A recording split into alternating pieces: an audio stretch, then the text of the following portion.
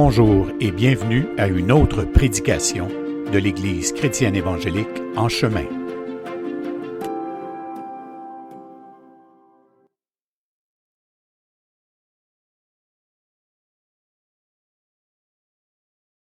Série de l'Évangile de Jean, on est rendu à la séance 19 et on est toujours bloqué à Jean 1, 23 et 23-24, oui, c'est bien ça. Et c'est comme une série dans la série, c'est la séance 19 et c'est la 4e prédication de suite sur la question du Saint-Esprit. Donc, c'est les Saint-Esprit 4. Et parce que évidemment, c'est ce dont il est question, comme on l'a dit, c'est un des premiers textes, peut-être même le premier texte dans le Nouveau Testament qui nous explique la venue du Saint-Esprit.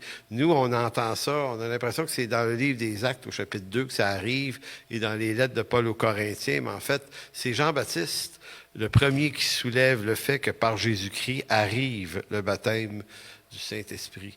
Donc, je lis le texte. Jean rendit ce témoignage. J'ai vu l'Esprit descendre du ciel comme une colombe et s'arrêter sur lui. Je ne le connaissais pas, mais celui qui m'a envoyé baptiser d'eau, celui-là m'a dit, « Celui sur qui tu verras l'Esprit descendre et s'arrêter, c'est celui qui baptise du Saint-Esprit. » Donc, en parlant de Jésus. « Et j'ai vu et j'ai rendu témoignage qu'il est le Fils de Dieu. » Donc, comme j'aime bien le dire souvent, on lit l'Écriture, puis des fois, on ne prend pas le temps de mastiquer la richesse de ce qui est en train de se dire. Puis on peut avoir une lecture assez routinière. En tout cas, moi, c'est mon cas. Mais lorsqu'on s'arrête à mastiquer ce que ça dit, je ne sais pas pourquoi j'ai le verbe mastiquer dans la tête un matin. Prendre une petite gorgée pour... c'est quoi le mot, faudrait que je dise à la place? Aucune suggestion, merci beaucoup. Méditer, réfléchir, plutôt de même. Donc, c'est l'endroit où on commence à parler du Saint-Esprit et c'est pour ça que j'insiste sur le fait que il faut comprendre la raison et l'existence et l'œuvre et le ministère du Saint-Esprit à partir de la façon dont il est d'abord présenté dans les textes, dans les évangiles, mais également en fonction de la raison pour laquelle il s'amène. Donc, à défaut de saisir le profond changement que le Saint-Esprit amène, et Michel le disait tout à l'heure, la venue du Saint-Esprit, pour les Juifs qui l'entendent, ça fait référence à des textes de l'Ancien Testament, donc Ésaïe 11, Ésaïe 41, Ésaïe 61, Ésaïe 53, Jérémie 31 et plein d'autres textes de l'Ancien Testament. On pourrait rajouter Ézéchiel 37 et la vallée des ossements. Donc ce sont tous des textes de l'Ancien Testament qui annonçaient que l'Esprit de Dieu viendrait habiter sur terre et que ce moment-là, ça serait une période dite messianique. Donc, un Juif est éduqué dans ces choses. Donc, quand un Jean-Baptiste annonce à une foule que ce Jésus qui est là est celui qui baptise du Saint-Esprit, ben eux n'entendent pas la même chose que nous, on entend. Nous, on entend don du Saint-Esprit, charisme, trucs comme ça. Mais pour eux, ça signifie l'inauguration de l'ère messianique annoncée. En d'autres mots, ils vivent en attente de cet événement-là. Clairement, c'est ce qu'ils attendent. Et Jean-Baptiste leur dit, le voici, c'est lui. Et vous remarquerez, encore une fois, que c'est moins spectaculaire en réel que de la manière avec laquelle on peut s'imaginer les choses, parce que le langage de l'Ancien Testament qui est extrêmement imagé, il faut apprendre à composer avec le langage imagé de l'Ancien Testament, sinon on attend un Messie qui descend du ciel flamboyant avec une armée d'anges. Puis, en d'autres mots, il faudrait que ça frappe la vue. Pourtant, celui qui est attendu arrive comme un simple homme, n'a pas une apparence qui frappe les regards, comme dit Ésaïe 53. C'est un homme parmi les hommes, sans nature et sans condition pécheresse. Donc, il y a tout d'un Juif et il n'y a pas autour de Jésus, comme je pourrais appeler un néon rayonnant. sais, comme dans les films de Jésus, là, ils le mettent plus rayonnant que le reste des gens qui sont là. C'est plus blanc que blanc, là. Spick and span. Donc, c'est ça qui est toute l'affaire. Donc, comprendre de quoi Jésus a l'air par rapport à ce qui est annoncé, c'est une façon d'apprendre à comprendre le langage biblique. Sinon, on se fait tromper par du fantastique, du fantaisisme. Donc, à défaut de saisir le profond changement que l'œuvre du Saint-Esprit amène par l'inauguration de quoi? Ben, c'est une nouvelle alliance. Mais c'est pas juste une autre alliance au sens nouvelle. C'est aussi nouvelle et ultime alliance. Après cette nouvelle alliance, il n'y en a pas d'autre. Parce que celle-là rend la perfection tout ce que les autres alliances avancent ne pouvaient pas rendre à la perfection. Dans l'ancienne alliance, on offre des taureaux, des agneaux.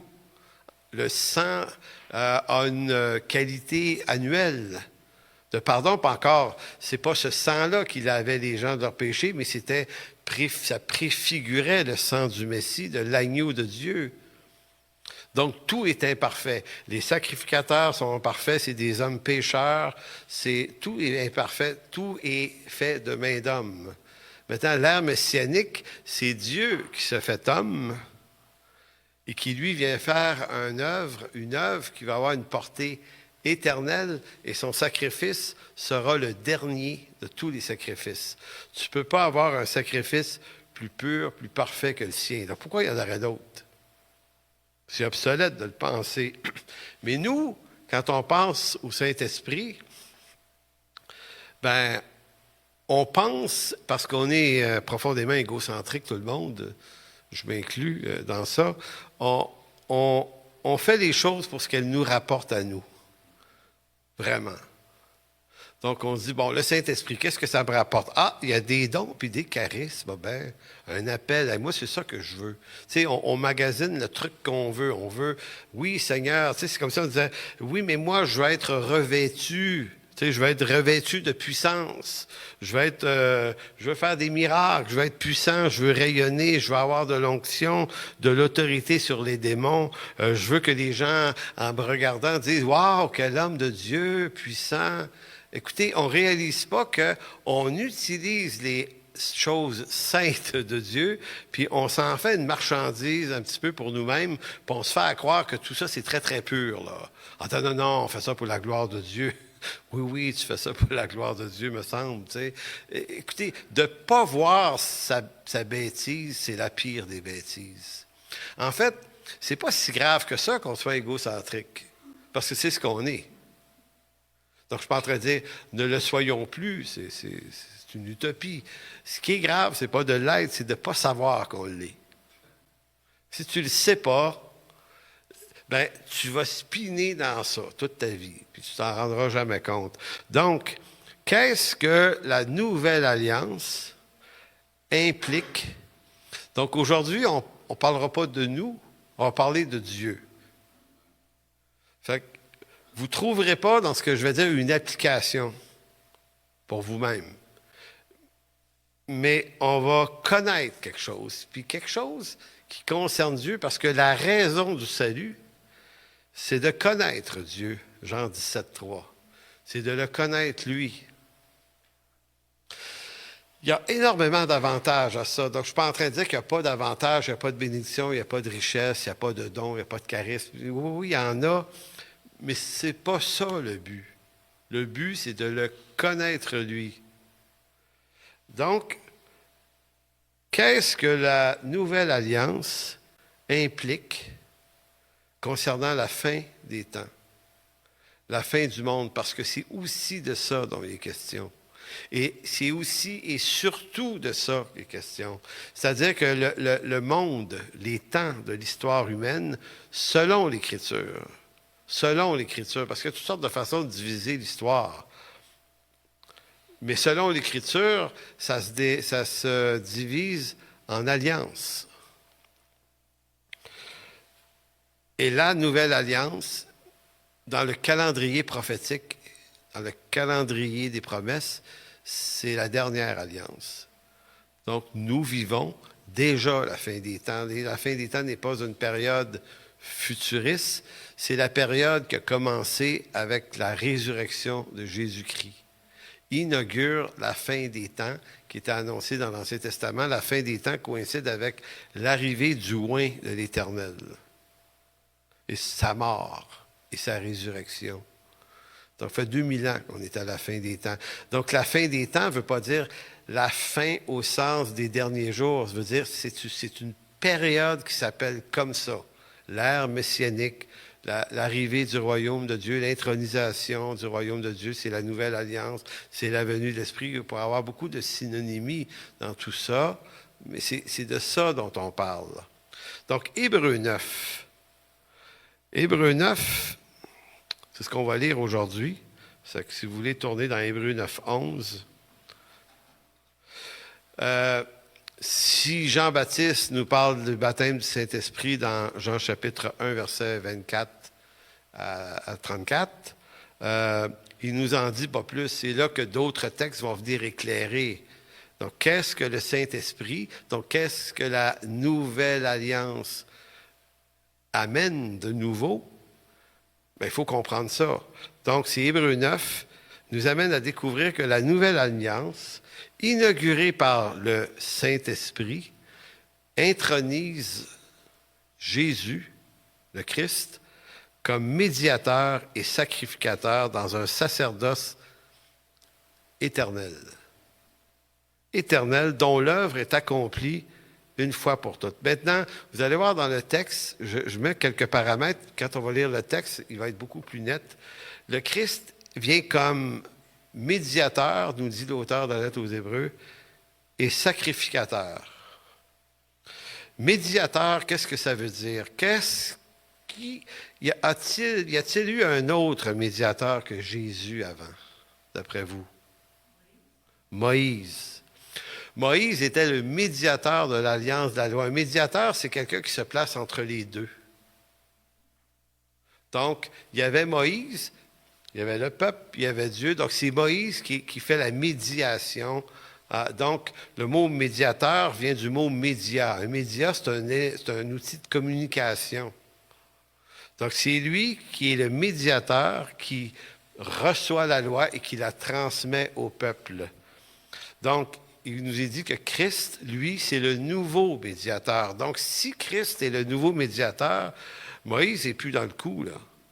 Ça ne signifie pas que Moïse n'est pas bon. Ça signifie juste que son temps à lui est terminé. On est dans la médiation de Jésus-Christ, qui offre une médiation de qualité éternelle. Mais il est également le sacrificateur, donc le nouveau souverain sacrificateur. Donc, y en avait-il un autre avant? Si oui, lequel? Aaron.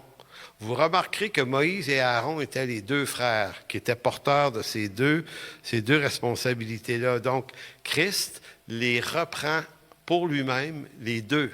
Il est médiateur et sacrificateur à la fois. Donc, quand vous avez un sacrificateur dont la qualité des sacrifices a une durée éternelle, vous ne pouvez pas imaginer qu'il pourrait se réinstaller un jour sur cette terre des sacrificateurs hommes dans un tabernacle reconstruit, fait de main d'homme, avec des pouliches, des agneaux. Ça serait comme revenir, tu es dans la nouvelle alliance, mais tu mets un frein à la nouvelle alliance. OK, un instant, on va revenir pour un bout au sacrifice imparfait. C'est ça le problème de l'eschatologie. Donc, on parle d'eschatologie aujourd'hui. Et on va comprendre, on ne résout pas tout le problème. Mais on va se poser des questions sur si ceci est vrai, alors qu'est-ce qu'on fait de ceci? C'est ça, étudier l'Écriture. On n'essaie pas d'avoir toute la lumière d'un coup, mais on progresse, on avance, on se questionne. Si on ne se questionne pas, puis si on reste barré sur des convictions qui datent de longtemps, ben on dit non, c'est pas vrai, je veux pas. Ben, si tu veux pas, continue de ne pas vouloir, tu vas rester dans l'ignorance. Mais si tu veux comprendre un peu plus, pose-toi plus de questions. Accepte d'être ébranlé dans ce que tu croyais vrai. Donc, Hébreux 9, C'est ce que ça nous dit. Une autre chose que l'Hébreu 9 nous dit, c'est qu'il nous permet de comprendre tout ce que cette nouvelle alliance apporte de nouveau dans son sillage et qu'est-ce que cela implique sur le plan eschatologique. Curieusement, c'est comme si je vous disais, Jean-Baptiste, en affirmant que Jésus est celui qui baptise du Saint-Esprit, il vient d'annoncer le début de la fin des temps. Donc, ce n'est pas nous qui annonçons ça aujourd'hui à partir d'événements politiques quelconques. Ce n'est pas des événements politiques qui font l'histoire biblique. C'est Dieu. C'est Dieu qui est le maître de l'histoire. C'est de son histoire à lui dont il s'agit. Donc, tout changement de paradigme historique dépend de ce que Dieu est en train de faire. Donc, allez voter pour qui vous voulez. Ça n'aura aucune influence sur l'éternité des choses. Ça va avoir de l'influence sur la temporalité des choses. Hébreux 9, 11. Mais Christ est venu comme souverain sacrificateur des biens à venir. Juste cette expression-là, des biens à venir, en d'autres mots, sa sacrificature a un impact pour le reste des temps, les biens à venir. La version Sommer le traduit fort bien dans ce sens-là. Il a traversé un tabernacle plus grand et plus parfait qui n'est pas construit de main d'homme, c'est-à-dire qui n'est pas de cette création. C'est très lourd de conséquences de comprendre ce texte-là. Si le Christ est le grand souverain sacrificateur, le dernier, le vrai, le juste, et qu'il a traversé le vrai tabernacle plus grand et plus parfait qui n'est pas de main d'homme, qu'est-ce qu'il y a après? Qu'est-ce qu'il y a après? Peut-il avoir une autre saison d'une autre affaire? Ça ne fait aucun sens. Ça ne fait aucun sens. Verset 12, et ça n'arrête pas. Il est entré une fois pour toutes. Pour un Juif, c'était une fois l'an. Puis à toutes les fêtes, puis à toutes les manifestations. Puis il y avait plein d'événements qui fait que le souverain sacrificateur rentrait dans ce lieu saint, très saint, pour toutes sortes de raisons. Mais lui, en sa qualité de souverain sacrificateur qui traverse un tabernacle parfait, ben, il entre une seule fois pour toutes dans le lieu très saint, non avec le sang des boucs et des veaux, mais avec son propre sang, ayant obtenu une rédemption pour 8 ans, 10 ans, 12 ans, 1000 ans, 100 ans. Non. Une rédemption éternelle. Donc, vous voyez que le langage de l'auteur de la lettre aux Hébreux, qui est peut-être l'apôtre Paul selon certains,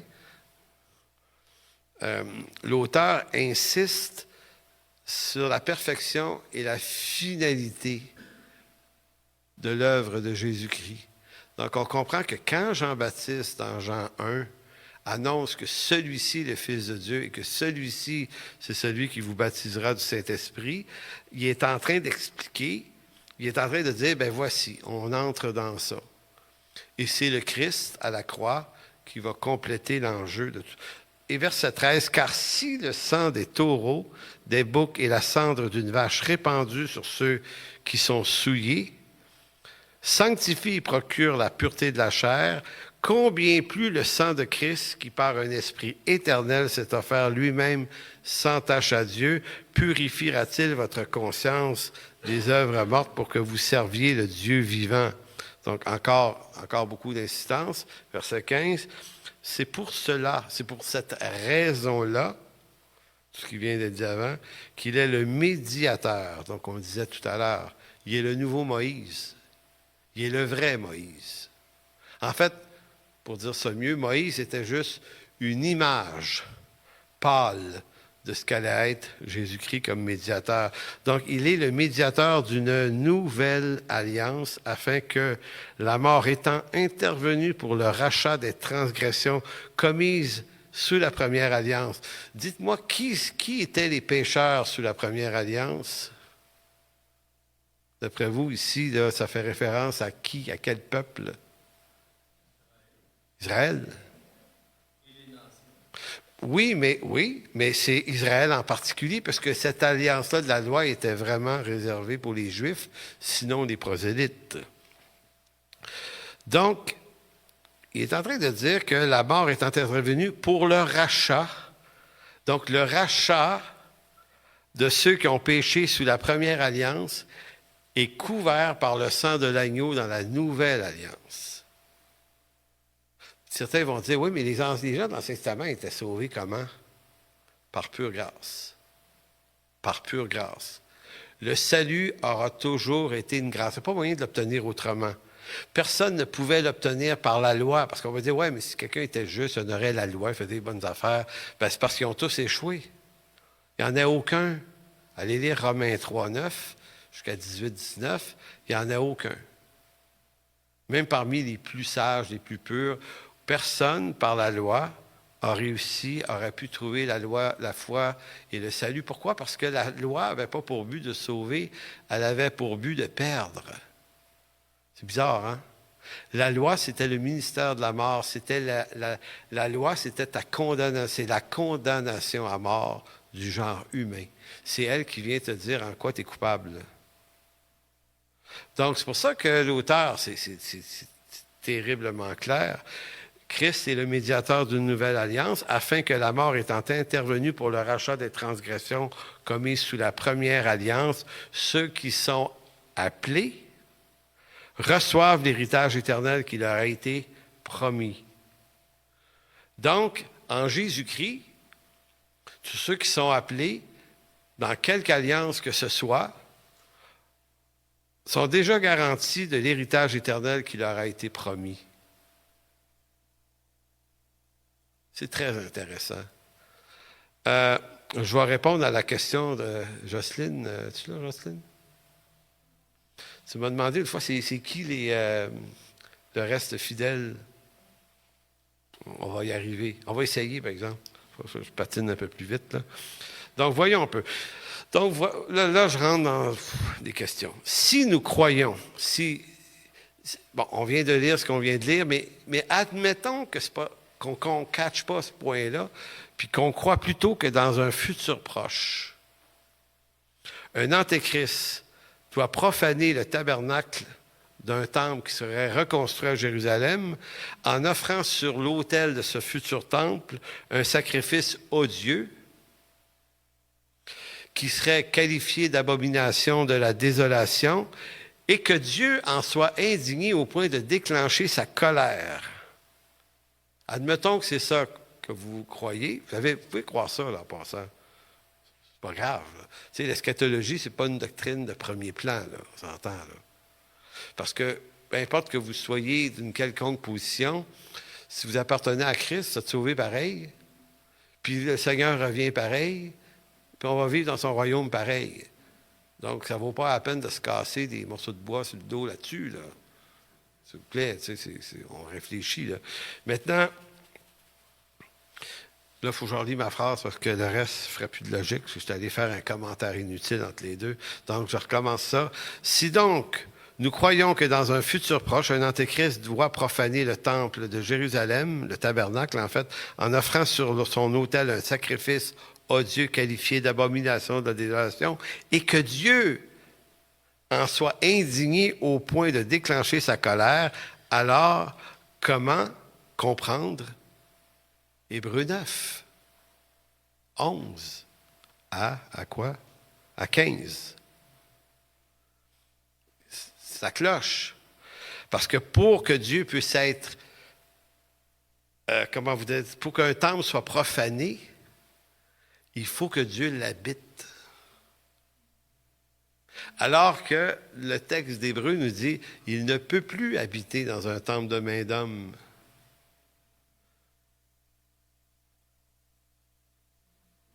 C'est un nœud, hein? Donc, j'ai une série de questions.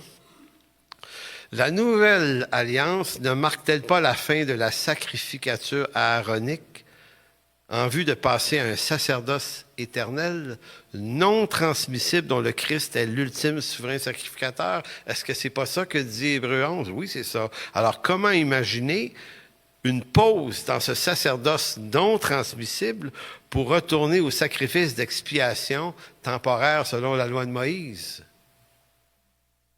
La pognez-vous? 2. Si nous disons que la nouvelle alliance est assurément inaugurée par Jésus-Christ en tant que médiateur et sacrificateur, Hébreux 9, c'est ce qu'il dit, on l'a vu, c'est clair, qu'il a traversé le tabernacle céleste une fois pour toutes, alors comment imaginer le retour de sacrifices d'expiation d'animaux dans un tabernacle fait de main d'homme? Ça ne marche pas. Il faudrait que la nouvelle alliance prenne une pause. Tu sais, Dieu dit, OK, pèse sur pause, là, Saint-Esprit, pèse sur pause. Pause. Là, on va aller faire un bout, on va aller refaire un bout avec des descendants d'Aaron. C'est pourquoi? Ben, ils ont manqué le coup, ils ont passé tout droit il y a 2 ans, les Juifs. Il faut absolument essayer d'aller leur donner une deuxième chance de se réessayer. Ce que l'Écriture ne dit nulle part, mais qu'on peut faire dire à l'Écriture si on force un peu les choses. 3. Si nous affirmons que ce temple serait profané par un antéchrist, par l'abomination de la désolation, tel que cela s'est déjà produit 2 fois dans l'histoire, 1, en l'an 167 avant Jésus-Christ par Antioche d'Épiphane, qui a offert une truie sur l'autel, qui a fait cesser les sacrifices pendant 3 ans et demi, tel que Daniel l'avait prophétisé. C'est curieux. Il y en a, on lance une prophétie pour plus tard, alors que tu dis, ouais, mais elle est arrivée. Daniel l'avait annoncé, puis elle est arrivée 2 siècles après lui. Tu dis, ce ne serait pas plus simple de penser que pour qu'il y ait une abomination de désolation, il fallait que Dieu habite ce lieu saint. À l'époque, il l'habitait. Mais Christ a quitté ce temple. Vous voyez ça dans Matthieu 24, 25. Il a quitté le temple pour ne plus y revenir. Et Dieu, dans sa souveraineté, a fait démolir ce temple en l'an 70. Pourquoi en 70? Parce qu'en 70, il y a eu une deuxième abomination qui a été opérée par le général Titus, général des armées romaines, qui a envahi Jérusalem vers l'an 66-67, qui a entouré Jérusalem, qui l'a mis à feu.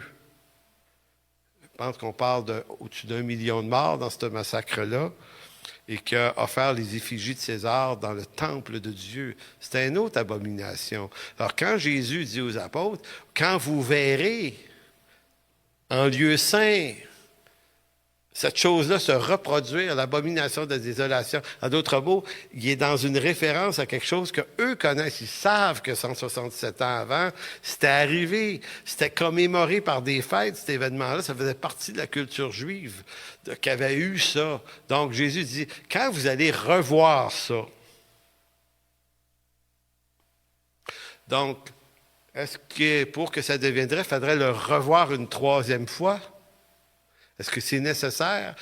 Donc, la question ici, pourquoi donc, si ça c'est vrai, ce texte de la lettre aux Hébreux nous dit que l'âge des sacrifices expiatoires animaux est terminé? Donc, il ne peut plus y avoir d'abomination de la désolation parce que Christ est le dernier sacrifice. Il ne peut pas être abominé, ce sacrifice-là. Fait que peu importe qui offre quoi sur l'autel de n'importe quoi, Dieu ne sera jamais présent dans ce sacrifice-là. Donc, il ne peut pas en être insulté ni profané. Il ne bénit plus des autels faits de main d'homme. Il n'habite plus un temple fait de main d'homme. Il dit que le temple, c'est son peuple, c'est l'Église. Nous sommes le temple du Saint-Esprit. Ça, c'est le point 3. Point 4, il y en a 58 là, en passant. Ce texte d'Hébreux 9 affirme au verset 11 que Jésus est venu, écoutez bien, là on se répète, là, je fais exprès. Là, Jésus est venu comme souverain sacrificateur des biens à venir. Il a traversé le tabernacle plus grand et plus parfait qui n'est pas construit de main d'homme. Alors, si ça c'est vrai, ben c'est vrai, là, c'est Hébreu. pas moi qui le dis, là, c'est l'Écriture qui le dit. Alors, comment expliquer que si Jésus est l'ultime, le dernier souverain sacrificateur, et qu'il a traversé le vrai tabernacle en haut, à quoi bon reprendre la sacrificature aaronique d'expiation dans un tabernacle fait de main d'homme? Essayez de comprendre pourquoi ça ne marche pas. 5. Si, comme l'affirme l'auteur de Hébreux 9, verset 12, Jésus est entré une fois pour toutes dans le lieu très saint, non avec le sang des boucs et des veaux, mais avec son propre sang ayant obtenu une rédemption pas temporelle, éternelle. Alors, comment expliquer que des sacrifices sanglants, temporels, selon le rituel de la loi de Moïse, puisse annuler temporairement le sacrifice de qualité éternelle de Jésus pour reprendre place pour un certain temps dans un tabernacle humain sans aucune valeur aux yeux de Dieu. As-tu compliqué la phrase? Est-ce qu'on comprend bien? Voulez-vous que je la relis? Je vais la relire. Donc, si, en d'autres mots, si Hébreux 9, 12 est vrai, comment expliquer que les sacrifices sanglants temporels qui se donnaient selon la loi de Moïse puisse annuler temporairement le sacrifice de qualité éternelle de Jésus? Je ne sais pas si vous comprenez l'idée. Et qu'il puisse, ces sacrifices humains-là, ou ces sacerdoces humains, reprendre place dans un tabernacle humain, alors que, Hébreux 9, 12, il dit, non. Il a offert une rédemption éternelle. Elle n'est pas temporelle, donc elle ne peut pas être arrêtée. Elle ne peut pas être arrêtée. 6. C'est le dernier point. Mais il y a d'autres choses à venir. Il faut que je réponde à la question de Jocelyne, parce que sinon, elle ne m'aimera pas, là. Verset 15. Enfin, si Jésus, selon Hébreux 9, 15, est le médiateur d'une nouvelle alliance, ça, c'est clair qu'il me dit, c'est pas moi qui le dis, là.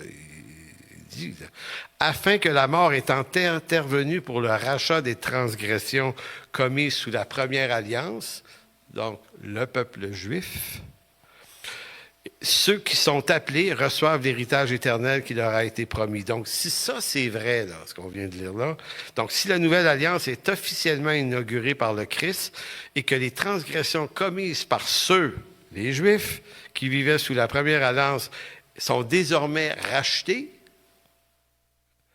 et que ces derniers, comme les saints de la nouvelle alliance, les chrétiens, reçoivent l'héritage avec eux promis de la rédemption, alors, pourquoi reprendre les sacrifices dans un nouveau tabernacle alors que l'héritage promis est déjà accordé par l'unique sacrifice ultime de Jésus-Christ?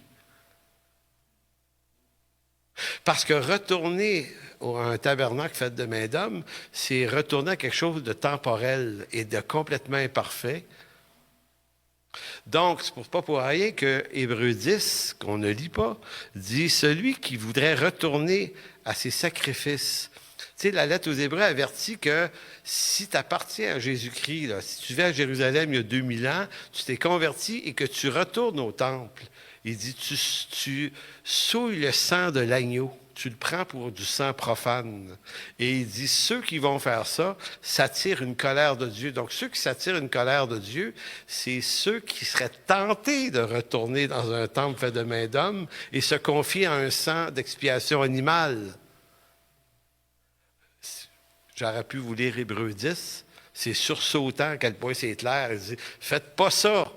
Alors, comment on peut théologiquement et eschatologiquement aujourd'hui affirmer, ben oui, ils vont le refaire, puis ça va être de Dieu, puis il y a une abomination qui va être offerte dedans, Dieu va être insulté, va déclencher sa colère. Dieu déclencherait sa colère contre ceux qui auraient cette fausse croyance, plutôt. Donc, en d'autres termes, pourquoi Dieu voudrait-il refaire tout le scénario de la sacrificature aaronique selon la première alliance de la loi, alors que le sacrifice dernier, ultime et parfait du Christ a été offert une fois pour toutes, est déjà inauguré dans le ciel par la nouvelle alliance qui est l'acte dernier dans le calendrier des promesses de Dieu. C'est ça l'enjeu. Donc voilà pourquoi nous disons que le baptême du Saint-Esprit annoncé par Jean-Baptiste en Jean 1, 32 à 34 implique un changement majeur bien plus important qu'il n'en paraît à première vue. Donc je reviens à l'idée du début.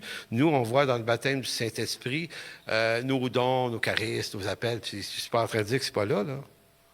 Mais nous, on voit ce que c'est pour nous, là, pour notre bien-être, pour faire de nous quelque chose, quelqu'un, notre destinée, notre flamboyance, alors que la portée de la nouvelle alliance et du baptême du Saint-Esprit, c'est immensément plus important que ça, sans négliger ces choses-là.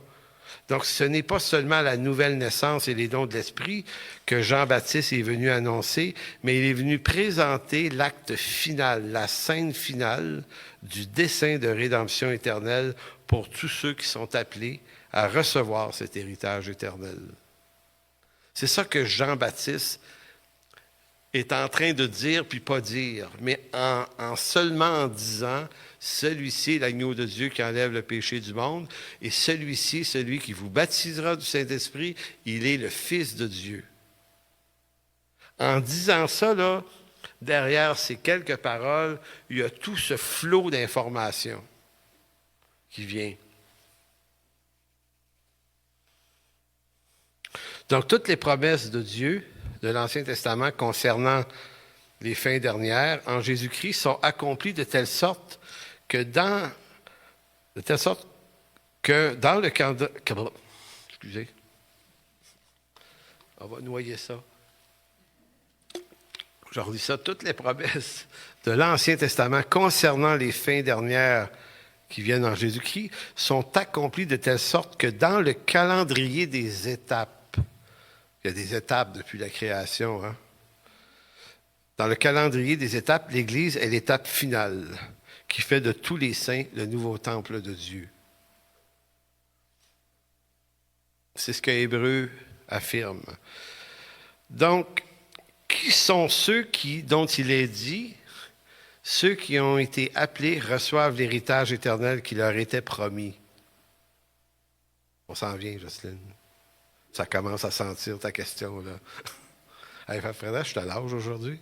Ton mari ne sera pas content. Donc, il est content, OK, il est content.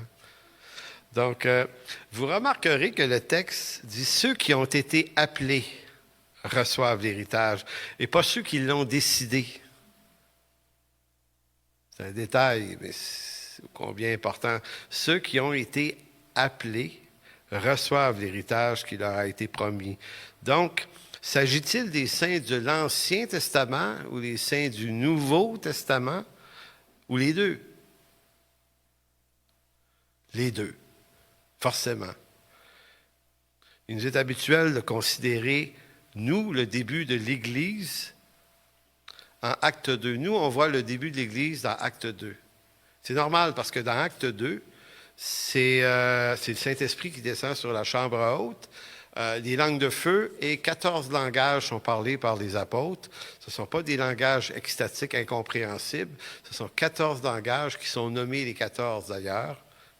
Ce sont des Juifs prosélytes qui vivaient, pas prosélytes, mais des Juifs qui étaient dans la diaspora, qui venaient d'un peu partout autour, d'Égypte, qui venaient de la Grèce, de l'Italie, de l'Iran, de l'Arabie, de tous ces pays-là autour, qui venaient une fois par année pour la Pentecôte. C'était une fête importante, donc ils venaient à Jérusalem.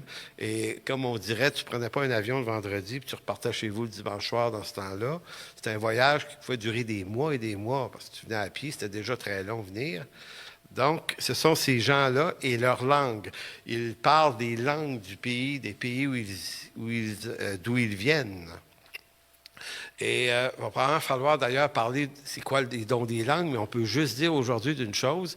Une chose intéressante, c'est que Dieu inaugure l'Église dans sa version du Nouveau Testament, par la venue du Saint-Esprit aussi sur ces gens-là, mais par une déconfusion des langues. Il y a un miroir dans cette histoire-là qu'il ne faut pas manquer, c'est Babel. Genèse 11. Dieu avait déjà envoyé des langues pour confusionner un projet humain de la tour de Babel, vous vous souvenez? Donc Dieu les a dispersés en utilisant des langues. Ils ne se comprenaient plus. Et cette fois-ci, la Pentecôte, ça renverse ce phénomène-là. Et là, Dieu, par des langues diverses, réunifie son peuple. C'est fantastique de le comprendre. Donc, Dieu renverse quelque chose par la même chose à l'envers, l'effet miroir. Et là, c'est des langues, donc c'est confus en apparence, mais à la différence de Babel, c'est qu'ici, il est écrit dans Acte 2 que tous comprenaient dans leur propre langue le message de l'Évangile. Donc, les langues ne sont plus objets de confusion, mais objet d'unité autour d'un même message. Et ce que ça vient dire aussi, c'est que l'Évangile et le message de Dieu, qui est l'Évangile à l'humanité, devient universel. Ce n'est plus un peuple juif qui en détient le monopole, mais le nouveau peuple de Dieu devient l'Église qui unit juifs, grecs, païens, vous et moi et tout le monde. Et c'est toutes les langues qui sont invitées à ça.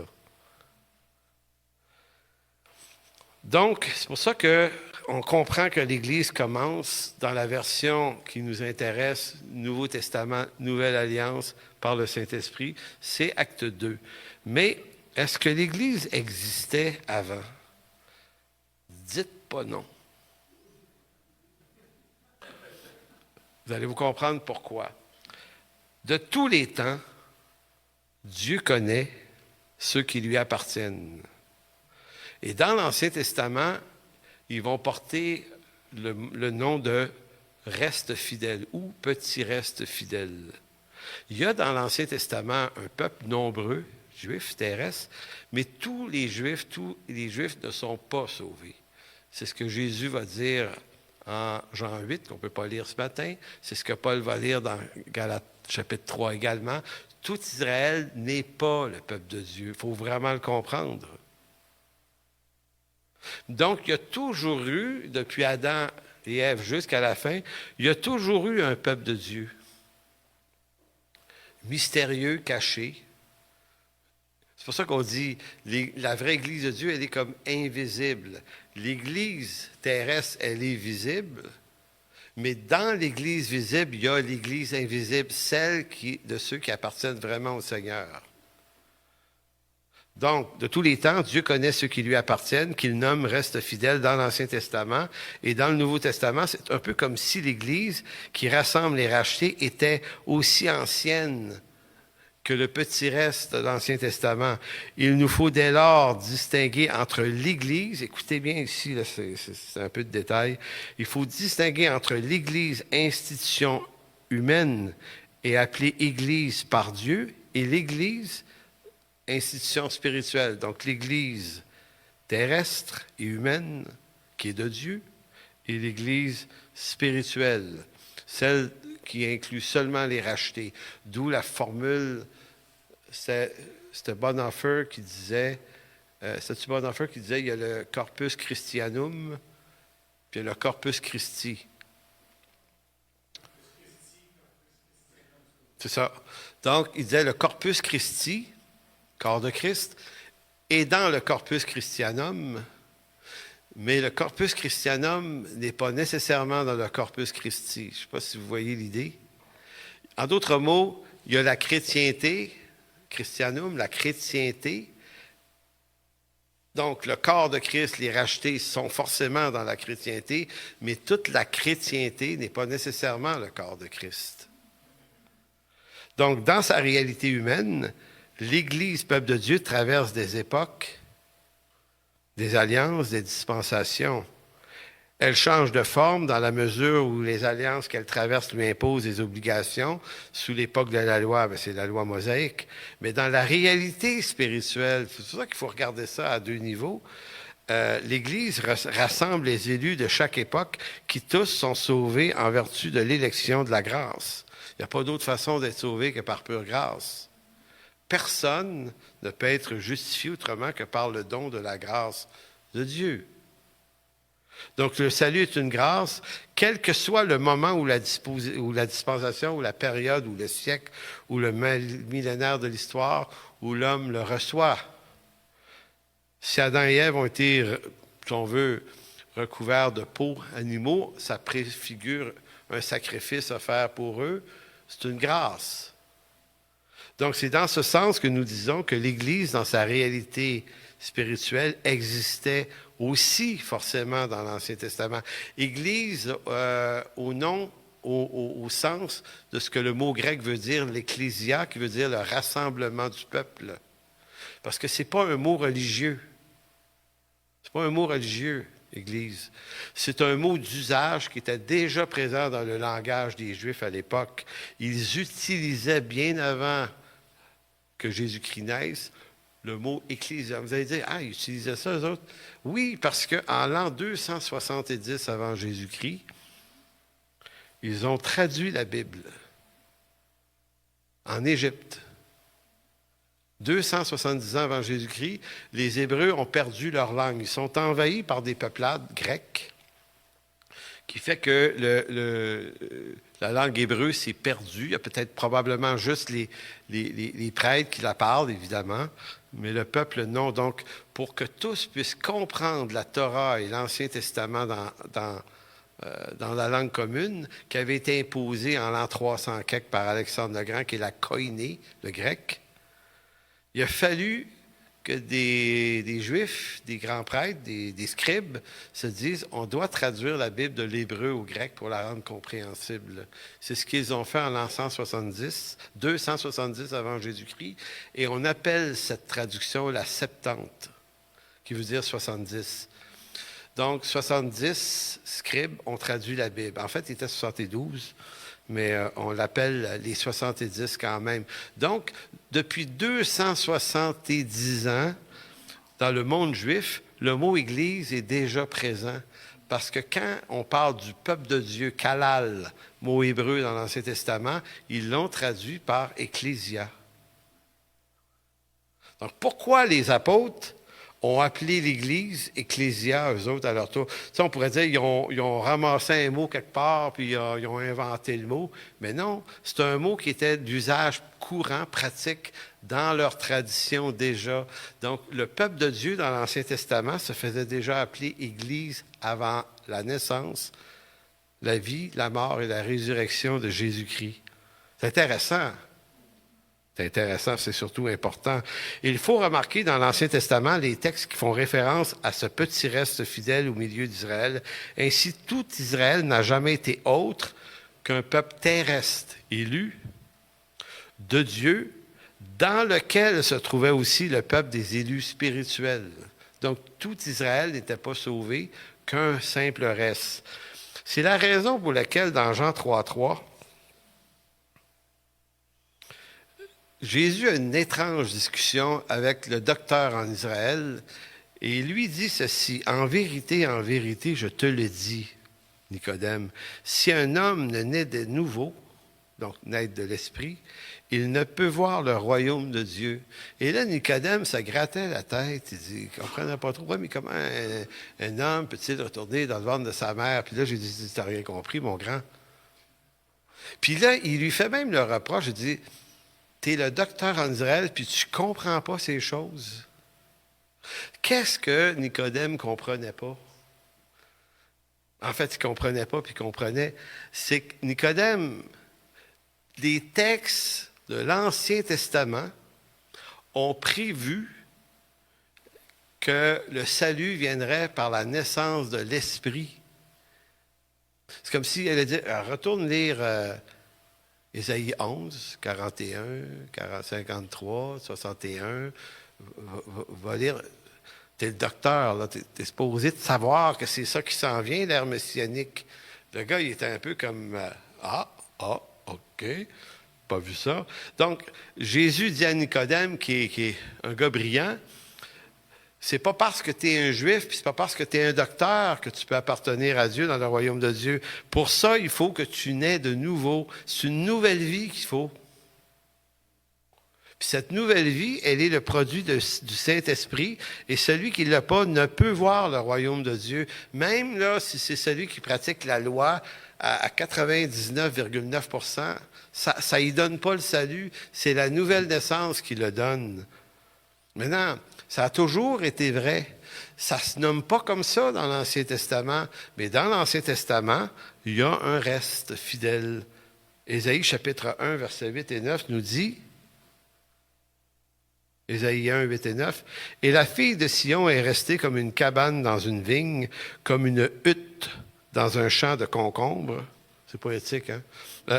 Comme une ville épargnée. Si l'Éternel ne nous eût conservé un faible reste, nous serions comme Sodome, nous ressemblerions à Gomorrhe. Donc, Ésaïe, dans ses premiers chapitres, illustre tout à fait l'idée en disant, on est un peuple au cou raide, on est égaré, et si on existe, puis si on survit, c'est pas à cause de nous, c'est à cause de Dieu qui, au milieu de nous, se préserve un peuple, un reste qu'il garde fidèle à lui.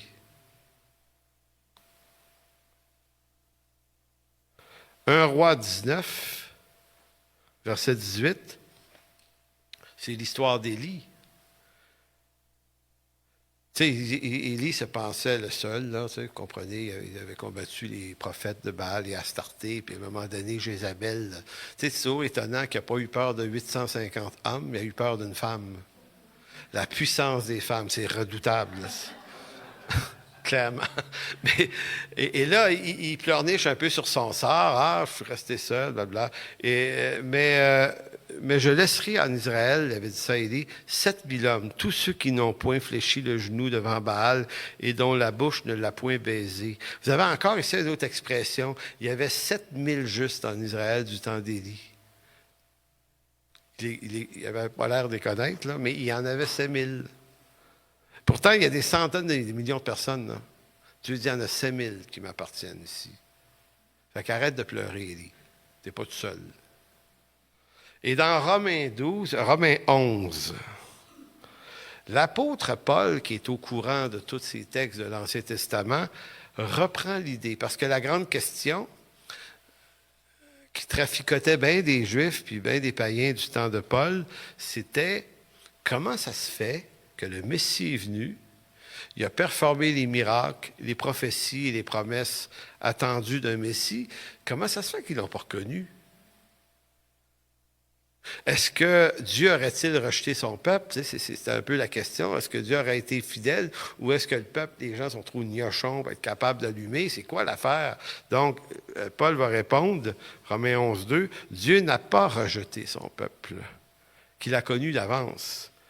Ne savez-vous pas que l'Écriture rapporte d'Élie, comment il adresse à Dieu cette plainte contre Israël. « Seigneur, ils ont tué tes prophètes, ils ont renversé tes autels, je suis resté moi seul, et ils cherchent à m'ôter la vie. » Mais quelle réponse Dieu lui fait-il? « Je me suis réservé 7000 hommes qui n'ont point fléchi le genou devant Baal. » Alors, Paul revient en disant au verset 5, « De même, aussi, dans le temps présent, donc dans son temps à lui, il y a un reste selon l'élection de la grâce. » Donc, Paul est en train de colmater toutes les brèches en disant, écoutez, au fond, visiblement sur le plan humain, c'est une déception.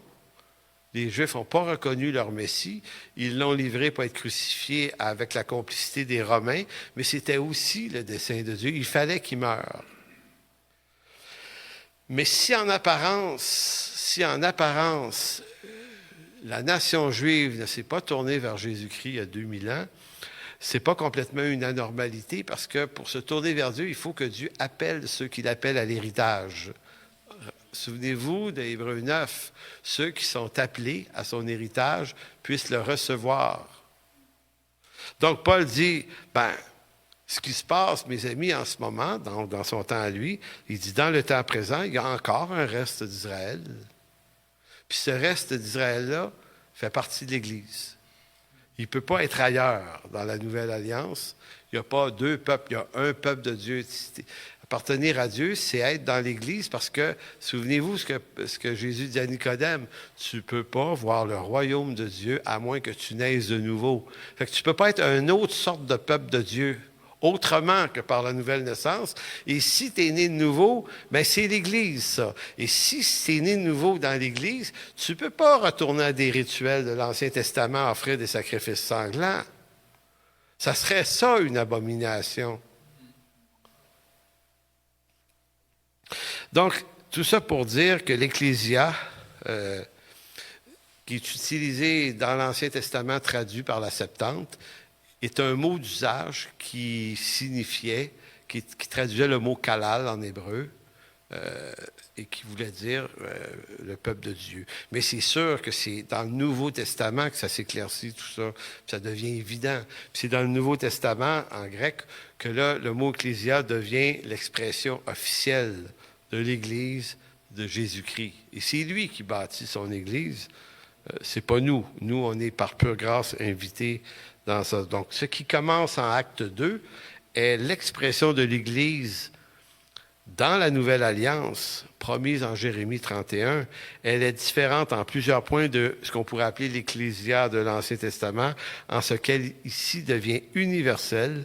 Elle appelle des hommes de toute langue, de toute race, de tout âge, sans égard à la langue, à la couleur de leur peau, à leur âge, à leur destination, peu importe. Et ils forment un seul corps avec les Juifs. Donc, la bénédiction du peuple d'Israël, c'est que nous, païens, on a été greffés sur cet olivier franc-là. Donc, on jouit des mêmes promesses, des mêmes bénédictions. Et c'est l'héritage de la vie éternelle qui en était la raison. Donc, en ce qui concerne l'intégralité de la composition de ce peuple ou de cette Église, elle reste la même que dans toutes les autres périodes de l'histoire. Elle est un corps invisible, dont le seul moyen de salut était la pure grâce de Dieu. Amen?